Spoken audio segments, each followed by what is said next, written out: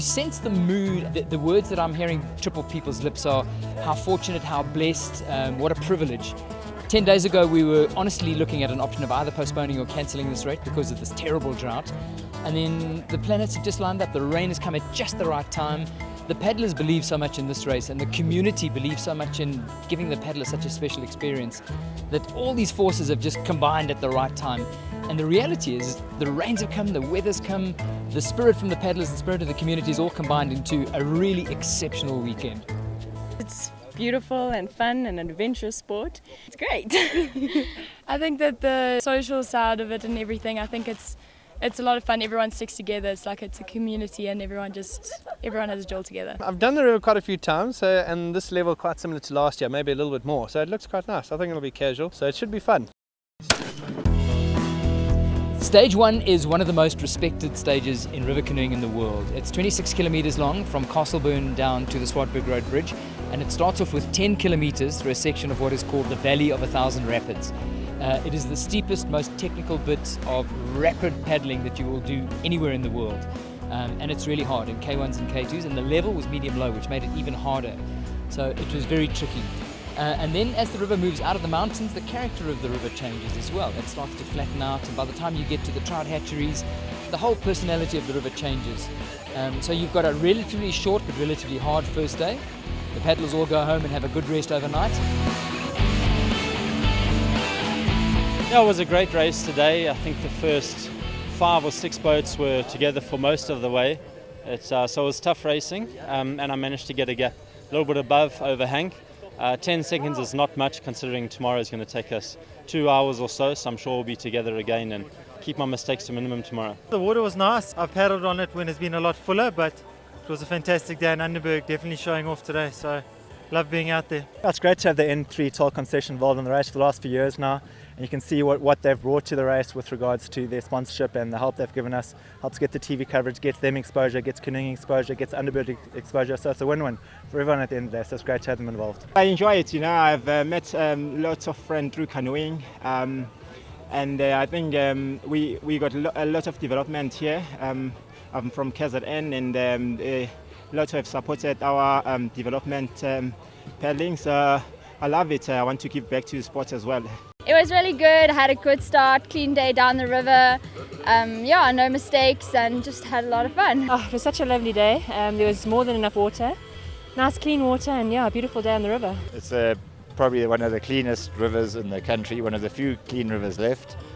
Beautiful scenery, exciting rapids every 100 meters. Great vibe. It's probably one of the best things you can do on water.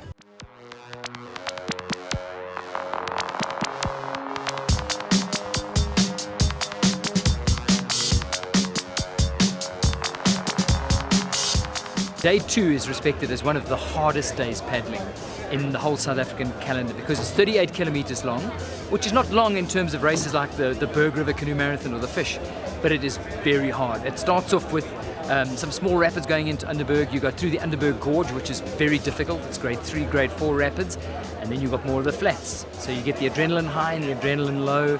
And then in the closing 5 kilometers, you go through the lower Underberg Gorge, which has got some big rapids like Mkulu and Heaven and Hell.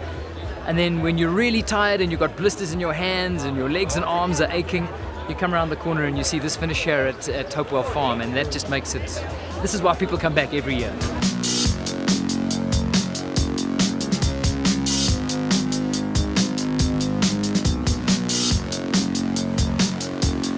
To give it some sort of context, Andre Hawarden came up from Cape Town where they don't have much rapid paddling at all. And he just said the set of skills required to not only win but finish this race is exceptional. You need to be able to have your paddle, draw stroke, your bracing, the stability of the boat. You need to have a boat that's going to hold up for the right amount of time, and you've got to be able to put that together with the mixture of adrenaline and athletic endeavor and patience. Anybody that loses their head will come very unstuck on this river, and there are lots of broken boats on Karoos from people that have lost their head and come unstuck. So it really does require that mix of endurance, stamina, athleticism and patience. And you've actually got to understand this river. There's a really cool canoeing saying, you can dance with the river, but you've got to know the steps. And this river, more than any river, tells that story. Only starting 13 seconds ahead of Hank this morning. I knew it was going to be a tough one, so I set off really fast. And I tried to just hold him off and try and open up a little gap. But the river picked up a bit today. There was a bit more water and lots of fun out there. The river was good, nice water level. And yeah, couldn't have spent a better Sunday here on the DRAK. The three guys that were racing at the front have all won this race between them over the last 10 years.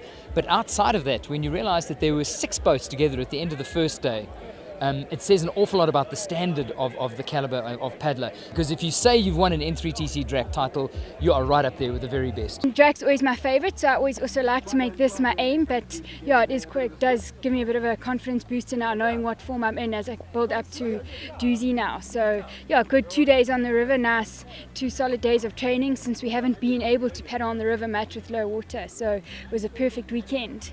Good until about the last 5Ks. I took the wrong line and I got stuck and just damaged my rudder, but otherwise it was fun. It was a great first race. This is just such a special race. It's so clean. It's so nice to be up here in Underberg, and yeah, we'll definitely be back again next year. It has been a very long day. My bum is sore. Hey, my hands are full of blisters. Hey, Benjamin I'm tired. Today was really great. It's a lot further than I thought. It always feels a lot further. And got stuck once, but had a fantastic race. Definitely coming back next year. The DRAK Challenge this year has been very special in a sense because up until Monday of this week, there were only, we weren't sure at all if it was going to take place because the river levels were so low. Then fortunately there was that rainstorm which raised the river levels.